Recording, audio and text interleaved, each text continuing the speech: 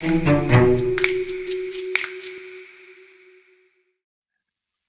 байгуулалт гэзэнээс бий болсон гэж үздэг вэ?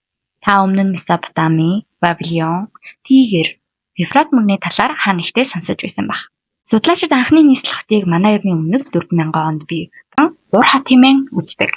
Хан хэрмээр хүрээлэгдсэн мөн суурин иргэншилтэй байснаар дүрслэгдсэн байдаг. Үүний дараагаар эртний Грек, Египт, Ром эзэнт гүрэнд нийтийн усан сан амын сүлжээ тэрч бүхэл усан хангамжийн системийг маш нарийн төлөвлөсөн байдаг. Үүний нэг жишээг Александра хотын ерхий төлөвлөлтөөс харж болно.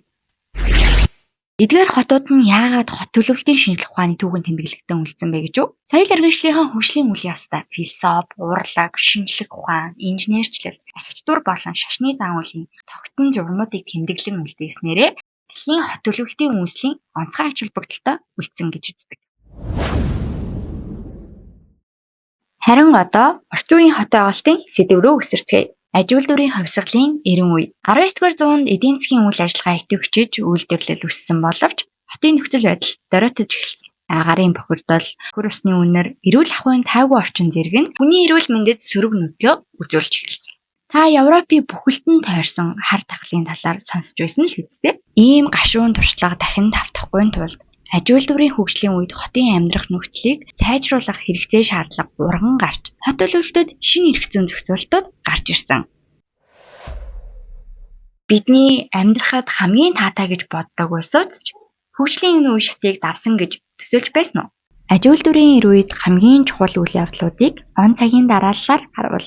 Гудамж зам талбайн төлөвлөлтүүд мөн Америкийн нэгдсэн улсын анхны нийслэлийг уран бүтээлч цэргийн инженер Per Elfan төлөвлөсөн. Харин 1853 онд барон Аусманд Парис хотын томоохон зэгүүдийг холбосон өргөн чөлөөг бий болгохын тулд хотын зарим хэсгүүдийн газар чөлөөлж орон зайг бий болгож байж мөн Берлин хотын төлөвлөлт, Лондон хотын метро энэ цаг үед биелэл болсон байна. Харин бүсчлэлийн дүрм Альпесор 1916 онд гарсан гэж үздэг боловч яг үнэндээ 1885 онд Калифорни хотод ядуусын хороолол өнгөт арьсныг ялгах зорилгоор бүсчлэл хийж байж. Харин энэ эрхмүүд тухайн цаг үедээ бодлогын түвшинд хамгийн их нөлөө үзүүлэхүйц сэдвүүдийг хүндсэн юм.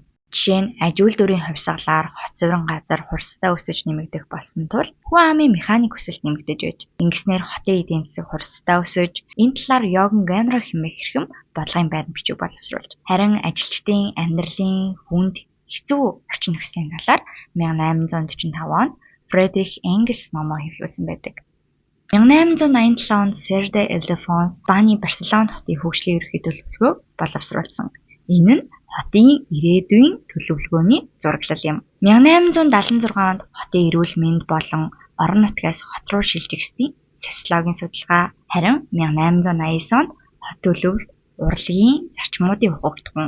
1890 онд Jacob Riis-ийн хотын нөгөө хагас хэрхэн амьдардаг буюу эдгээр нь хот төлөвлөлтийн шинжлэх ухаан, амьдралын эрүүл ахуй, тэгш хүртээмжийн талаарх ойлголтыг бий болгосон гэж үздэг. Өөрөөр хэлбэл тухайн цаг үеийн асуудлыг шийдэхэд онцгой нөлөө үзүүлж байж. Дэвшлийн 90 үе буюу миний хувьд өмнөх үеийнхээ асуудлын шийдлийг олгоод сайжруулалт хийсэн 90 үе гэж боддог. Учир нь энэ үед архитектурын талаарх гарын авлага мөн ирээдүйд чиглэсэн шинэ хотын хөдөлгөөнүүд бий болж байжээ. Томоохон хотууд хотынхон чиглэлээр сар тутмын сэтгүүл, тайван мэдээний ном гаргаж байж. Ингэснээр иргэдийнхэн сэтгэл зүйг өөрчлөлт шинжилэлтэд бэлтгэлж байсан болов. Энэ бол Ebenezer Howard хүмүүс амьдрах орчноо сонгохдоо юунаас хамаарч татагддаг вэ гэдгийг судалж цэцэрлэгт хот ба 3 соронзонгийн онол гаргаснаар хот төлөвлөлтийн шинжлэх ухаанд нээлт хийсэн юм. 3 соронзонгийн онол бол хүмүүсийн амьдрах орчны сонголтыг тайлбарладаг. Хот нь ажил үйлчилгээ иргэдийн хэрэгцээ байгаа боловч бохирдол ихтэй, мөн дуу чимээтэй. Харин хөдөө орон нутагт тайван, цэвэр агаартай ажил үйлчилгээ хангалтгүй. Иймээс цэцэрлэгт хот буюу хосолмол хот нь хотын боломжуудыг хөдөөгийн тайван орчинд хослуулсан шин шийдэл юм. Цэцэрлэгт хотын онол нь бага нэгтрэлтэй, орон сууц, ногоон байгууламж, цэцэрлэгт хүрээлэнгээр хүрээлэгдсэн ажил үйлчилгээний төвтэй төмөр замаар холбогдсон хотуудын сүлжээ юм. Эдгээр хотуудаас дурдвал хамгийн анхны цэцэрлэгт хот Litchfield, дараа нь Ховардын удирдсан 2 дахь хот Welwyn, мөн Австралийн нийслэл Canberra хот, Азийн орнуудаас Японы Тама хот тус одоо хүртэл байсаар байна. Цэцэрлэгт хотын онол нь хот хөдөөгийн шилдэг талыг нэгтгэсэн эрүүл, аз жаргалтай амьдрах орчныг бий болгох зорилготой. Энэ нь өнөөгийн хот төлөвлөлт доктортой хөгжлийн үндэс суурийг тавьсан гэж үздэг. 20-р зууны институт төлөвлөлтийн үе буюу 1916-аас 1928 он. Энэ цаг үед бидний сайн мэдих архитектор Ле Корбюзье маргаашийн хот төлөвлөлт онолыг дэвшүүлж байсан. Гэхдээ өнөөдөр би энэ талаар ярихгүй. Харин 1916 онд Нью-Йорк хот бүсчлэлийн хуулиа баталж түүхэн шийдвэр гаргаж байсан талаар ярина. Энэ хууль нь орон зайг ухаалгаар ашиглах, хүний амьдрах орчныг хамгаалах зорилготой анхны системтэй төлөвлөлт бий болоход маш том төлөвлөж болсон. Энэ хуулийн барилга байгууламжийн өндөр хэлбэрийг хязгаарлаж агаарын урсгалыг чөлөөтэй байлгах төлөвлөлттэй байсан. Мөн үйлдвэрлэл, худалдаа, орон сууц гэх мэт өөр зориулалттай газар ашиглалтыг тусгаарлаж тухайн үеийн хотын иргэдийг аж үйлдвэрчлэлтэй сөрөг нөлөөнөөс хамгаалах анхны алхам болсон юм. Энэ санааг Америкийн бүсчлэлийн эцэг гэгддэг Эдвард Бассет гаргасан. Удалгүй бусад хотууд ч энэ загварчлалаар бүсчлэж эхэлсэн. Энэ нь өнөөдөр бидний сайн мэдих Евклидийн зоныг буюу бүсчилсэн төлөвлөлтийн үндэс суурь болсон юм. Дээрх бүсчлэлийн хууль ерөнхийдөө 3 ангилалтай. Эхнийх нь ашиглалтын зориулалтаар буюу орон сууц, бизнес, үйлдвэр гэх мэт. Хоёр дахь нь барилгын үнэрийн хязгаарлал. Гурав дахь нь нээлттэй орон зай, задгаа талбайн жишийг гаргаж иргэдийн эрүүл амьдрах орчныг бүрдүүлсэн юм. Их хямралын үе буюу дэлхийд даяар 1-2 дугаар дайн араасаа дагуулсан эдийн засгийн хямрал нүүрлэж хотуудын амьдрал эрс өөрчлөгдсөн үе. Гэхдээ эдгээр нь хот төлөвлөлтөд шин түүхийг бүтээсэн юм. Учир нь 1929 онд тээвэр, орон сууц, эдийн засаг, улс төрийн засаглал зэрэг олон чиглэлээр цогц судалгаа хийж Нью-Йорк хотын анхны бүрэн хэмжээний бүсчилсэн төлөвлөгөө боловсруулагдсан. Энэ эмэгтэй бол Кэтрин Бауэр. Тэрээр архитектур хот төлөвлөлтийн салбарын мэргэжлийн боловсрол эзэмшээгүй боловч Европоор аялаж судалгаа хийж байсан. Мөн Америк нэгдсэн улсын төрийн байгууллагад орон сууцны албанд бодлогын зөвлөх Harvard, Berkeley, MIT зэрэг сургуулиудад орон сууцны бодлогын чиглэлээр хичээл зарж байсан. Түүний хичээл сэтгэлийн үндсэнд чанартай орон сууц хүн бүрт хэрэгтэй. Мөн хот төлөвлөлт бол хүмүүсийн амьдралын чанарт сурлах ёстой гэдгийг илэрхийлснээр тус салбарт шинжилгээ тавьчихсан юм. Түүний 1934 онд гаргасан орчин үеийн орон сууц ном нь төрөөс орон сууцны стандартыг сайжруулах ажилгүйдлийг бууруулах сэдвүүдийг хүндсэн шүүмжлэн бодлогын баримт бичгийн тулгуур болсноор хот төлөвлөлт зөвхөн барилга төдийгүй нийгмийн тэгш байдлыг хангах хэрэгсэл болж эхэлсэн.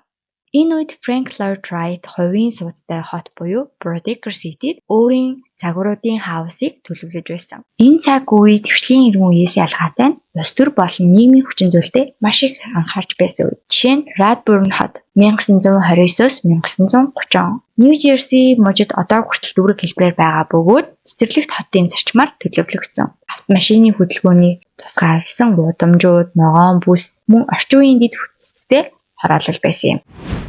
Америкийн нэгдсэн улсын ерөнхийлөгч Lyndon Johnson 1960-ад онд хотуудыг хэрхэн өөрчилсэнийг та мэдэх үү? Тэрээр агуу нийгэм хэмээх хөтөлбөрөөр дамжуулан хотын ядуурал, арьс өнгөөр ялгуурлан гадуурхтаа тэмцсэн. 1965 онд нийтийн орон сууцны хорооллуудыг шинжлэх зорилгоор орон сууц хот байгуулалтын газар байгуулж байж. Түүний зорилго бол хүндрэлтэй, асуудал ихтэй хотуудыг сайжруулах зорилгоор загвар хот хэмээх хөтөлбөрийг эхлүүлсэн. Тэрээр 1968 онд орон сууцаар ялгуурлан гадуурхахыг хориглосон шудраг орон сууц тухай хуульд гарын үсэг зурсан. Энэ нь хотуудыг илүү шудраг, ухаалаг, хүртээмжтэй болгохыг хичээсэн давлгааг эхлүүлснээрээ түүхэн тэмдэглэгдэн үлдсэн юм. Энэ үед хот төлөвлөгчид зүгээр төлөвлөлт хийж зурах биш, иргэдийн амьдралыг сэргээн босгохыг хичээж байв. Мөн хуучны барилгыг нураах үед орчин үеийн түүхийг хамгаалах хөтөлбөр, метроны төсөл дэмжих, газрын мэдээллийн систем буюу GIS зураглалыг бий болгох гэх мэт технологийн томоохон алхмуудыг хийж байж. Энэ салбар зөвхөн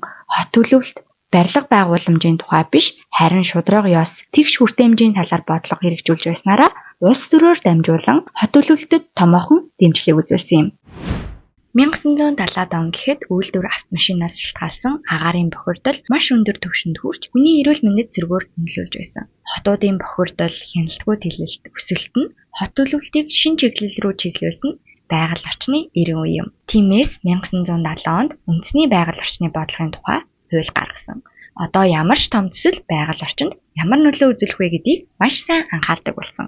Төлөвлөгчид зөвхөн дизайныг функционал бус, экологийн шин чанартай гэж тодорхойлж ирсэн. Үүний зэрэгцээ технологи хөгжиж Esri GIS газар зүйн мэдээллийн системийн зураглалын үндэс суурь тавигдсан. Энэ цаг үед Portland, Oregon хот байгаль орчныг хамгаалахын тулд хотын хэлэлтийг хязгаарлах бодлого явуулж байж. Өөрөөр хэлбэл хотууд хэний төлөө байдаг вэ гэдэг асуултыг өөрсдөөсөө гаргаж эхэлжээ. Тийм ч учраас модернизмын төгсгөл үедээр мега төслүүдийг уналтанд оруулсан зүйл бол дээрээс доошоо чиглэсэн босоо тогтолцооноос болсон гэж үздэг. 1970-ад он бол хот төлөвлөгчдийг сургасан зүйл бол хот зүгээр л баригддаггүй.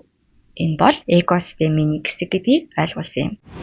1980-ад оны эхээр гэхэд хот төлөвлөлтөд шинэ хэрэгэлт гарч хүн төвтэй тогтвортой хөгжил рүү чиглэсэн хандлагууд давмгаалж эхэлсэн. Энэ нь магадгүй 1974 онд гарсан Jonathan Robbins-ийн Soft City буюу зөөлөн хот хэмээх номыг хэвлүүлсэнтэй ч холбоотой байж магадгүй. Тиймээс 1981 онд Америкийн Флорида мужийн Seaside нэртэй хотыг байгуулсан бөгөөд энэ нь New Urbanism буюу шинэ хотчлтын анхны жишээ болсон. Хүн төвтэй, алхахад дээлтэй, олон төрлийн ашиглалтыг хослуулсан төлөвлөлттэй. Мөн Лондон хотын Docklands суучин дүргийг сэргээн дахин хөгжүүлэх томоохон төсөл эхэлсэн. Хуучны үйлдвэрийн орчныг шинэ эдийн засгийн бүс болгосон юм. 1982 онд Equity Planning буюу тэгш байдалд суурилсан төлөвлөлтийн талаар Norman Cromwell нийтлэл бичсэн. Харин 1984 онд Dollars Hayden Орос улсын төлөвлөлтөд хүйсийн тэгш бус байдлыг шүүмжилсэн юм. Ингэснээр хотууд зөвхөн барилга биш, нийт иргэдэд зориулагдсан орон зайн тухай дахин тунгаасан ирэн байлаа.